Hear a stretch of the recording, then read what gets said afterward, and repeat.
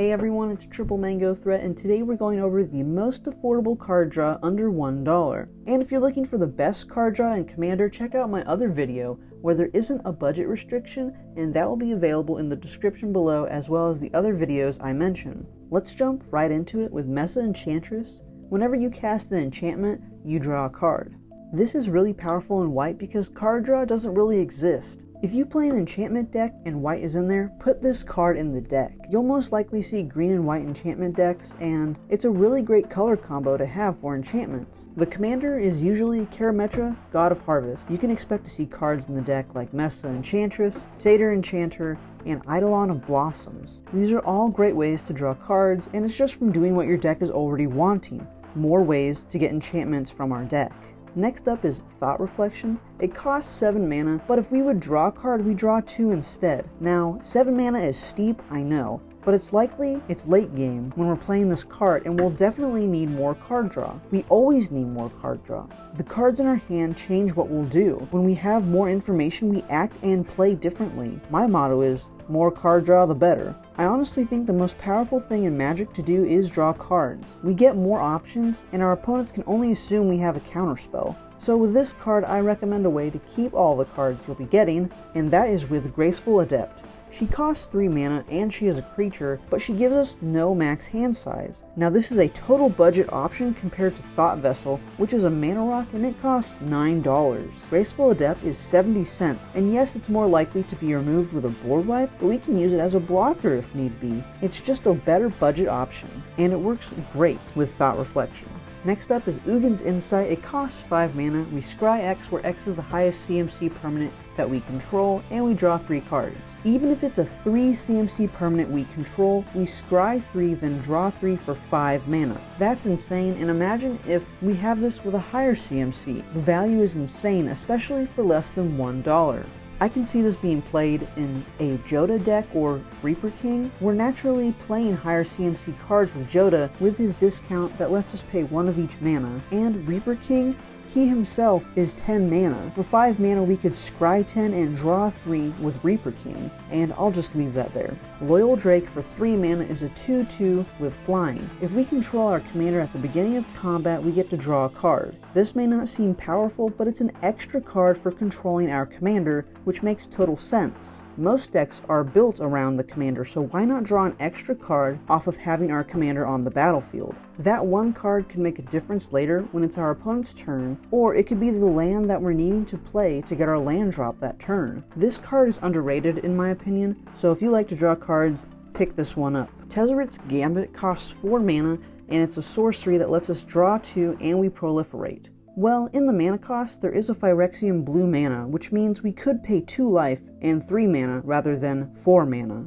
When it comes to cheating mana in Magic the Gathering, it is extremely powerful. We get 2 cards and proliferate, which is very helpful in decks that care about counters. So if you have a deck that cares about counters, this is a great addition if it has blue in it. Next is Reconnaissance Mission. It costs 4 mana, and when a creature we control deals combat damage to a player, we draw a card. And it's also really difficult to spell. I'm going to get this card every time over Bident of Thassa. It's the same mana as Reconnaissance Mission, but costs less money to do the same thing. And it's not as easy to get rid of like Bident of Thassa because it's only an enchantment, while Bident is an artifact as well. Often, blue creatures have ways to avoid combat with things like flying or island walk, some way not to get killed, but with Reconnaissance Mission, it's a great addition to our avoidable creatures. Flow of Ideas for 6 mana lets us draw a card for each island we control. We need to play this in a mono blue deck for sure, but when it gets to 2 or more colors,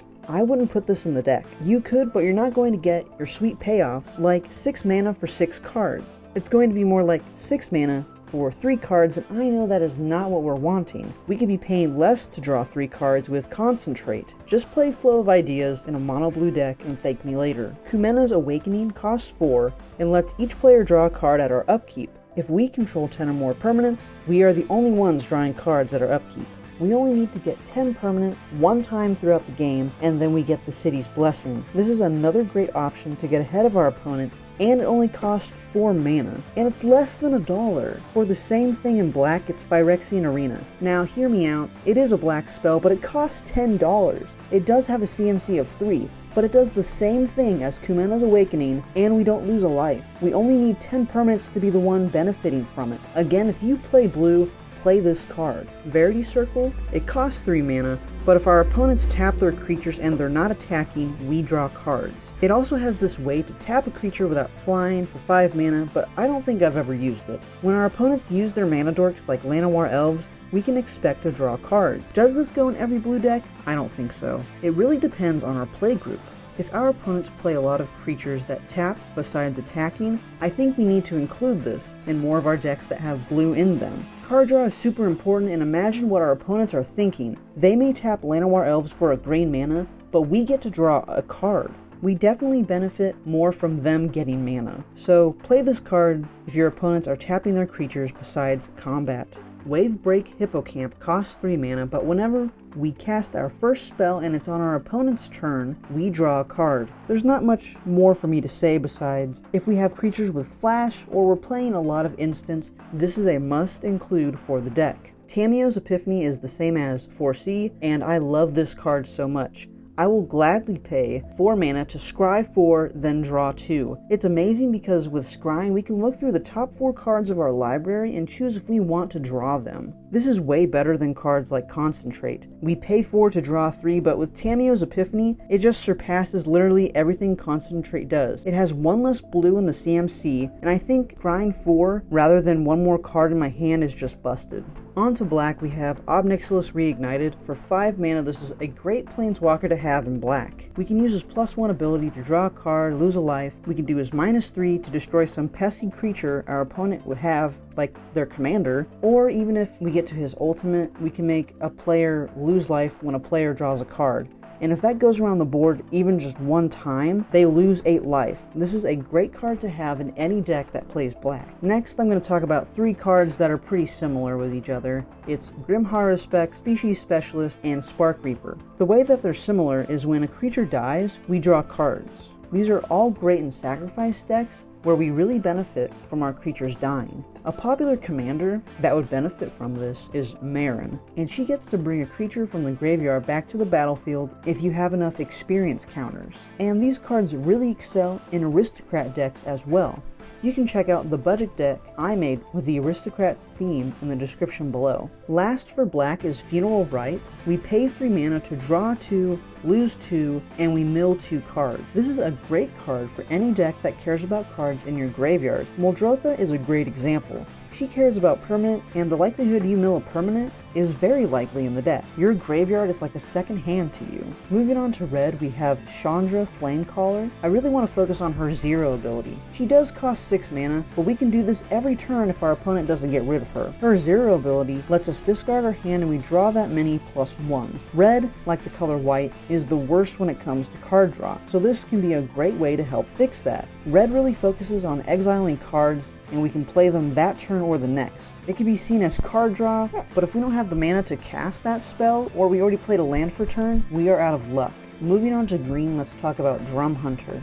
Green is all about huge creatures, so if we control a power 5 or greater, at our end step, we draw a card. He's also a mana dork, which is really helpful in green. Maybe our commander is power 5 or greater, so we could draw a card at our end step for just controlling our commander. It's very easy to get creatures that are huge in green, so this is a great card to include. Next up is Primordial Sage and Soul of the Harvest. These benefit us when we cast creature spells or when non-token creatures enter the battlefield. Unlike Beast Whisperer, he does cost less mana, but he is more expensive than these cards. Right now he's $1.61, but he is usually above $2. So if you're casting a bunch of creatures, you'll want these cards in your deck. Next, I'd like to compare Colossal Majesty and Garruk's Uprising. Now, they both cost the same mana, and they're both enchantments. But let me explain. At our upkeep, if we control a power 4 or greater, we draw a card. That's not bad. Now let me read Garruk's Uprising. When Garruk's Uprising enters the battlefield and we control a creature with power 4 or greater, we draw a card. That's not as good as Colossal Majesty,